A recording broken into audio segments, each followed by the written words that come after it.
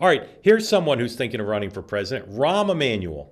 You put Goodness. that headline up. Rahm Emanuel is a product of the Clinton 92, Clinton 96 ethos of you want to get small issues or semi-small issues, what they call some called small ball or small bore, to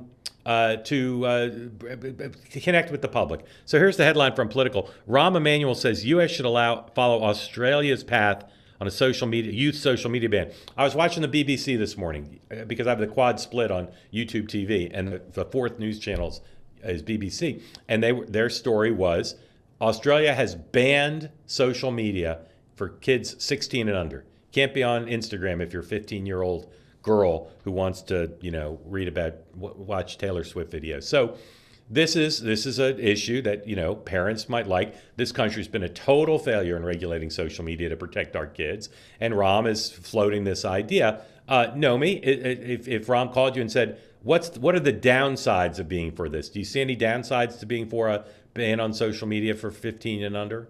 I mean, the TikTok lobby going after you Yeah, nonstop. yeah, that'd be I think one. that's pretty much it. It's just lobbying. But is I that but mean, is that but is that net? Is that make it maybe this is a bad idea to be for, or net it's a good idea because parents would love it and parents vote more than 15-year-olds on TikTok? some parents would love it, and I think a lot of parents don't want to parent, and they have no problem giving their kids phones to distract themselves.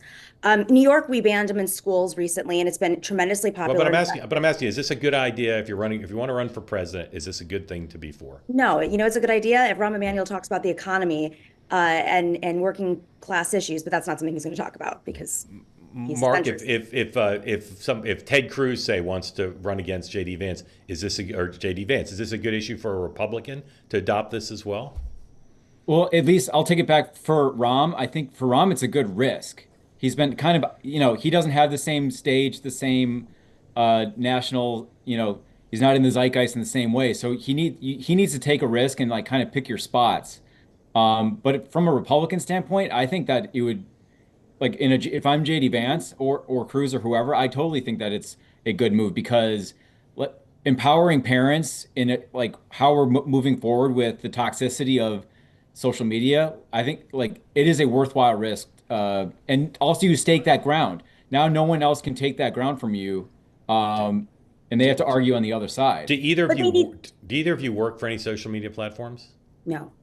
No. No. Okay. No. So if you were an advisor to TikTok or to Instagram, and this was gaining steam, like JD Vance endorsed it and a Democratic nominee endorsed it, how would you counter it? What would your I mean, legislative rhetorical strategy be to stop that from becoming law?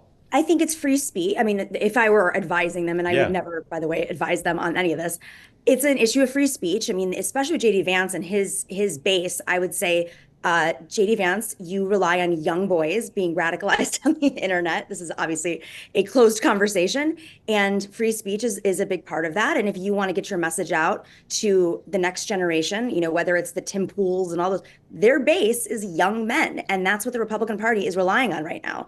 If it were Democrats, I would say, your base is young women, and they're on TikTok right now radicalizing. So that's the gender divide Yeah. on these I think platforms. what TikTok did after it was basically they were forced to sell, like their ad campaign was genius, showing small businesses like I only exist because of TikTok. Like there's probably, this school group, this school club, this sports team, we only organized because kids were able to talk together on social media.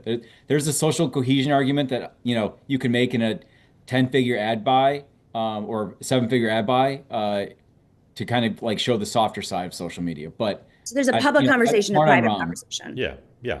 They say that something that's easy is like a walk in the park. Well, easier than a walk in the park, hit the subscribe button, be part of the two-way community, never miss an episode, be part of our conversations. Thank you for your service to America. And don't forget, you can now listen to the morning meeting and Two Way Tonight on Apple, Spotify, or wherever you get your podcasts.